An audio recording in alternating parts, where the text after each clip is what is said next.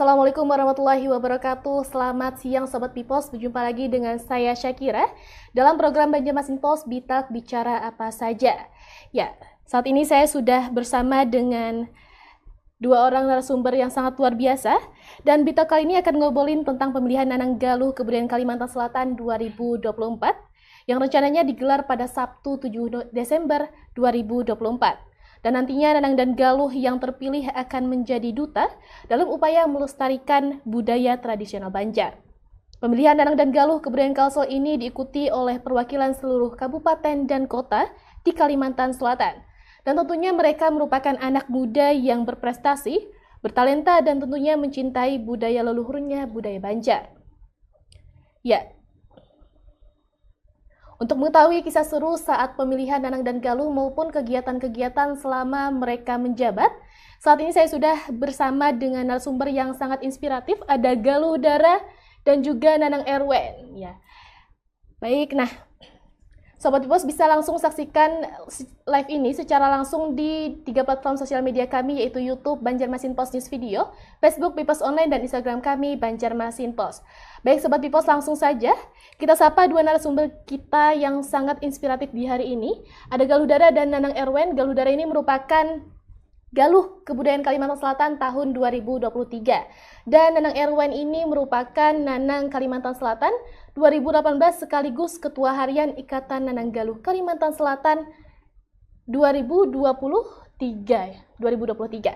Baik, nah langsung saja mungkin ya. Untuk Nanang Erwen dan juga Galuh Dara, agar Sobat Bipos mungkin bisa lebih mengenal lebih dalam lagi tentang kedua narasumber kita, boleh dong perkenalannya dulu mungkin dari Galuh Dara, lalu dilanjutkan dengan Nanang Erwen. Oke, jadi perkenalkan Sobat Bipos, saya Dara Nanti Maulida, sering dipanggil Galuh Dara. Ya, kenalkan ngaran ulun Erwin Sasmitaryadi yang rancak dikiau lawan Nanang Erwen. Kita asli orang Tanjung Tabalong. Oke, baik. Nah, Dara asli dari mana tadi? Dari Barito Kuala. Nanang Erwen dari Tanjung Tabalong, ya, luar biasa. Nah, boleh dong diceritakan bagaimana sih proses Dara dulu ya? Proses Dara selama menjadi Galuh Kebudayaan Kalimantan Selatan itu bagaimana sih? Oke, jadi kalau ulun sendiri sebagai Galuh 2023, jadi waktu itu terpilih di Kabupaten Barito Kuala. Nah, untungnya pada tahun 2023 Kabupaten Barito Kuala itu handpick atau langsung ditunjuk tanpa ada pemilihan secara umum. Nah, di situ saya diberikan kepercayaan sebagai Diang kalau di Barito Kuala sebutannya, dan bersama atak saya lalu melanjutkan ke pemilihan Nanang Galuh Kalimantan Selatan tahun 2023. Setelah itu mengikuti proses panjang, latihan panjang sampai pemilihan, dan alhamdulillahnya terpilih menjadi Wakil 3 Galuh Kebudayaan Kalimantan Selatan. Wah, luar biasa, Wakil 3 Galuh Kebudayaan Kalimantan Selatan. Nah, kalau Nanang Erwen ini bagaimana sih? Kan 2018 ya? 2018. Sebelum kebudayaan juga atau mungkin beda alirannya gitu? Kalau kita dulu kan bahasa kira ikut Nanang Galuh ini dari kota saya, dari Tanjung Tabalong. Ya. Kebetulan kita ini ada darah-darah pejuang kan.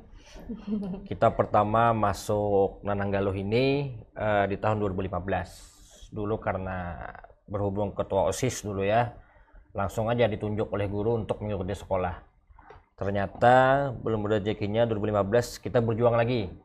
16, 17 dan masuklah di 2018. Alhamdulillah kita rezeki di Tanjung. Terus kita naik lagi ke provinsi, dan alhamdulillah dulu kita kan dapat gelar Nanang Persahabatan Kalimantan Selatan. Kalau dulu kita masih Nanang Galuh. Kalau dulu itu dinas masih gabung ya, Dinas Budaya Olahraga dan Pariwisata. Sekarang kita ikut Dinas Pendidikan bidang kebudayaan. Makanya hari ini ditambah kata-kata kebudayaannya kan, karena udah spesifik gitu. Oh, berarti spesifiknya sudah ke kebudayaan. Sudah kebudayaan. Nah, sebelum mengikuti ajang Nanang dan Galuh ini, apakah sebelumnya pernah mengikuti kontestasi lain nih? Atau kegiatan lain yang berbau-bau duta-duta? Kalau saya sendiri, sebelum mengikuti Nanang Galuh, saya ikut di Kedutaan Putri Sasirangan Banjarmasin. Itu tahun 2022.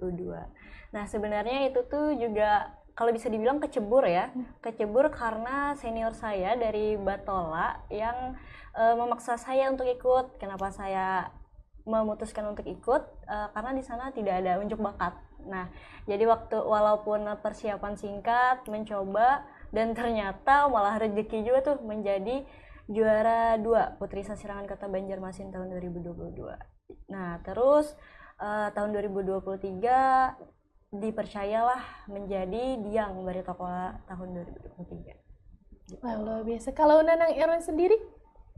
Kita flashback lagi kan. Flashback lagi. Jadi 2015 itu ketika kita gagal di Utuh Diang Tanjung namanya kan kalau di daerah kita di Tabalong Tanjung itu, kita coba lagi dulu itu ikut namanya ada Forum Anak Daerah.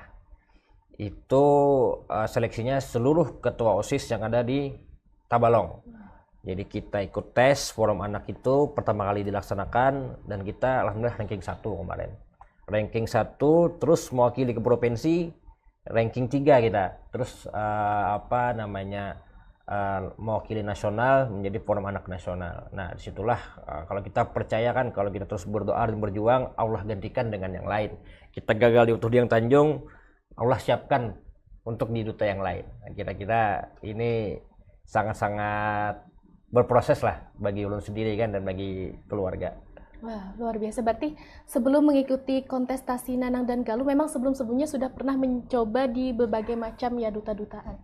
Dan itu sangat luar biasa ya, sangat-sangat menginspiratif ya teman-teman. Nah, untuk Dara sendiri ya, terpilih menjadi Galuh itu kan tidak mudah.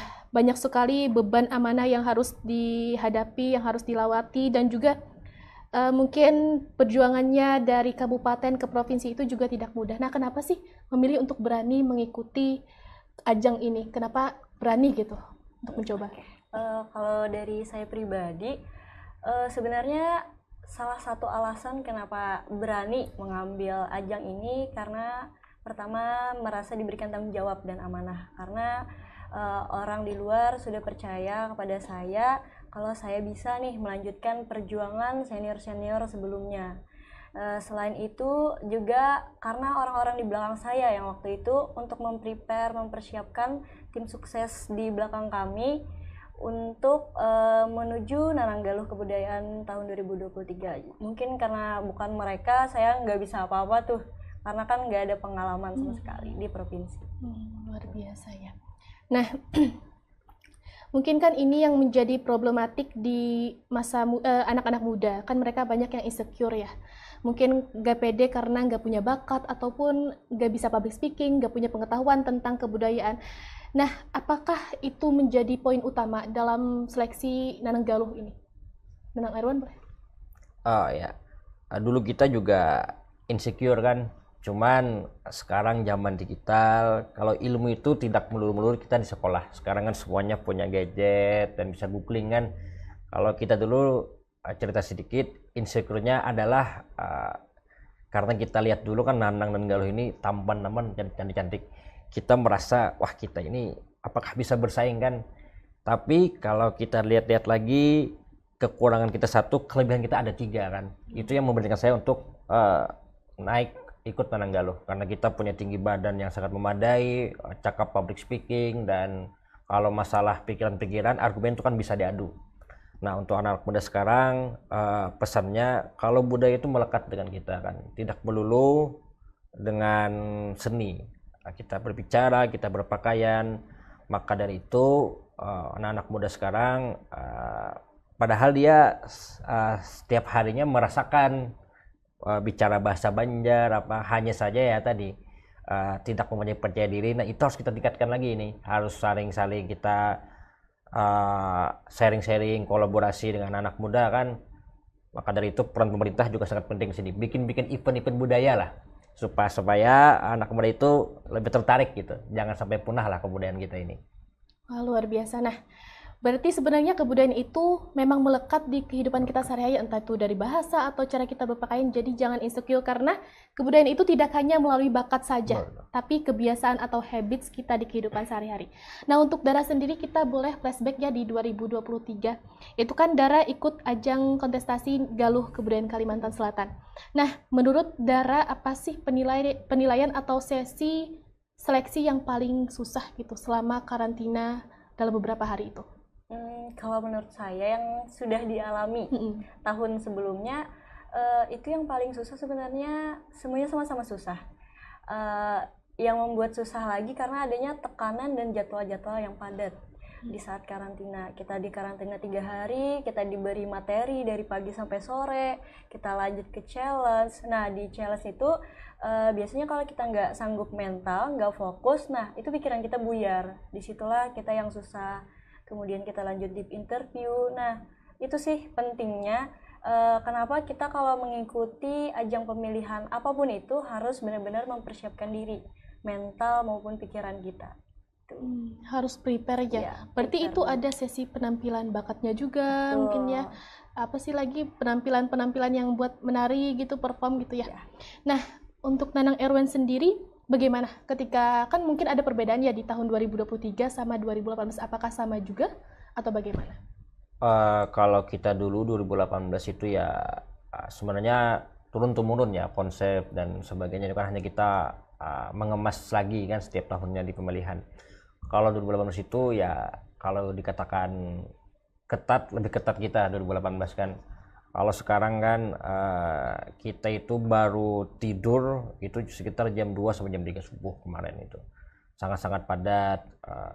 Dan yang paling sering kita takuti dulu ya para senior kan, karena senior ini sangat bijaksana kan, sangat disiplin, jadi kita takut juga selama karantina kan untuk melawan dan sebagainya kan. Jadi memang benar-benar Nananggaluh ini dididik dengan sedemikian rupa.